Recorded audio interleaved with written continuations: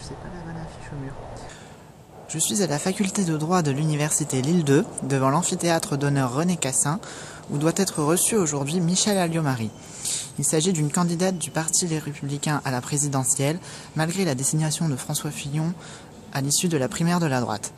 Nous allons donc, suite à l'affaire Fillon, Penelope Gate, etc., qui est en train de se passer, chercher à savoir comment elle voit cette affaire dans le cadre de sa candidature. Notre équipement, oui. Oui, c'est assez rudimentaire. Vous n'aimez pas les primaires, vous l'avez dit. C'est pour ça que vous avez souhaité porter les couleurs des Républicains alors que François Fillon a été désigné à l'issue de la primaire. En ce moment, Monsieur François Fillon est en plein naufrage. Est-ce que les instances des Républicains ont pensé à vous, vous ont fait des signes, vous ont apporté des soutiens? Écoutez, je ne peux pas vous dire dans la mesure où je me suis mise dans la tradition gaulliste et dans la tradition chiracienne en congé du parti depuis que je suis candidate.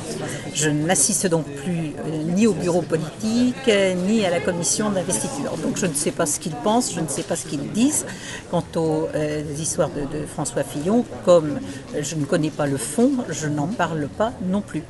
Je suis contre les primaires, je l'ai toujours dit, je l'ai même écrit au début de l'été dernier en disant qu'elles étaient contraires à nos institutions qui veulent que les Français choisissent librement qui sera leur candidat. Ils n'ont pas besoin que les partis aient prédéterminé avant entre qui ils doivent choisir.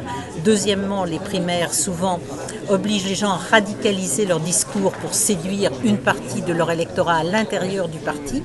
Ensuite, quand ils doivent rassembler, y compris à l'extérieur du parti, ils sont très gênés pour le faire parce que ou ils se dédisent ou ils se renient, et ça n'est pas bon.